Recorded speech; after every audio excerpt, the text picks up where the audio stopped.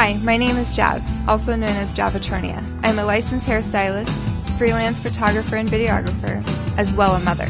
Recently, I was introduced to the world of toy collecting, and here I will share with you my journey and exploration into the world of action figures, not only as a collector and consumer, as well a passionate new fan.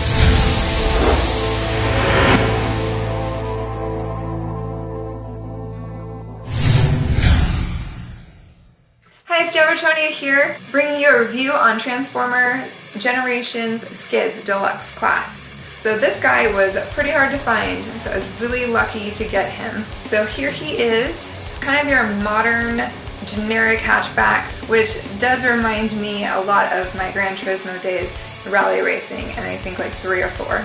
Now, Skids only did appear in 1 or 2 episodes of G1, really mainly to fight the Insecticons, which unfortunately they failed to do. He did make an appearance, so he is a part of our collection.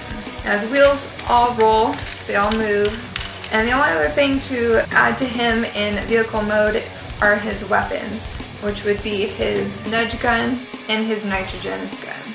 And they just peg into the back side panels. Alright, let's take you to transformation.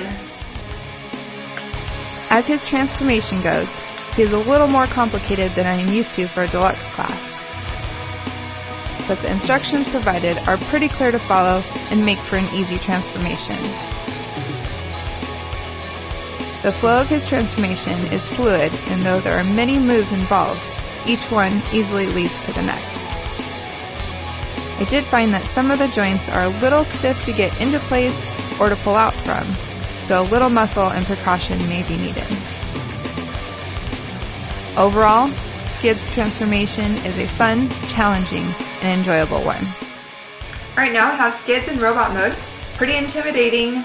Now, he is based off the IDW comic More Than Meets the Eye, which shows a lot through his numerous built-in weapons. So not only does he have his loose accessory rifle and gun, but he also has these dual blasters on both forms.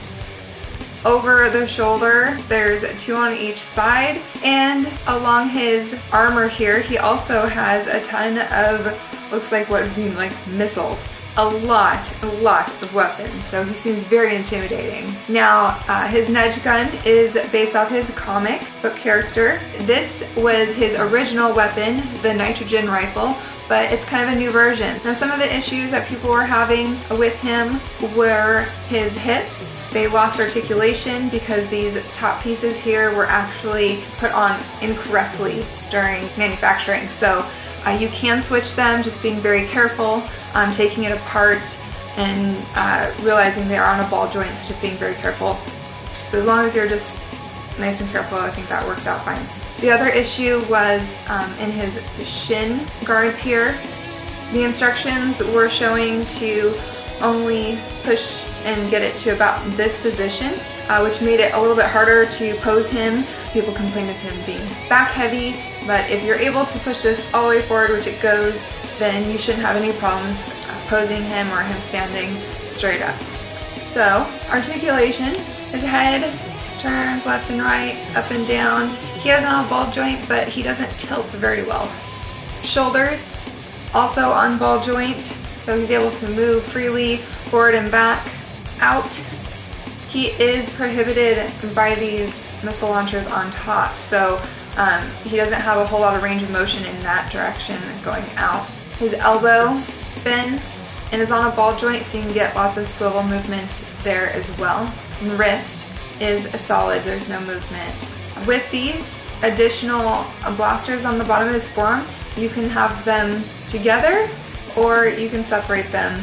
Now, he does have great waist movement as a deluxe. Some of them don't get that, but he does. So it's nice, adds to his posability. Hips rotate back and forth, in and out. He has a thigh swivel. Knees bend on a ratchet joint. Ankles on a ball joint, also lots of range of movement there. And for a size comparison, we have Voyager class Springer. Now you can see that he is definitely appropriate to deluxe class as far as height. I forgot to show you that his gun and rifle actually join together here, peg in, to become one large rifle. So all in all, my final thoughts on Skids. He's a pretty cool guy. He definitely adds a lot of firepower to the Autobots, so I'm not going to complain. We fixed his hips, we figured out his shins. He poses just fine, and I am very, very happy to have him in my collection. Thank you for joining me on Javatronia Reviews, and remember, enjoy your toys because they can always be taken away.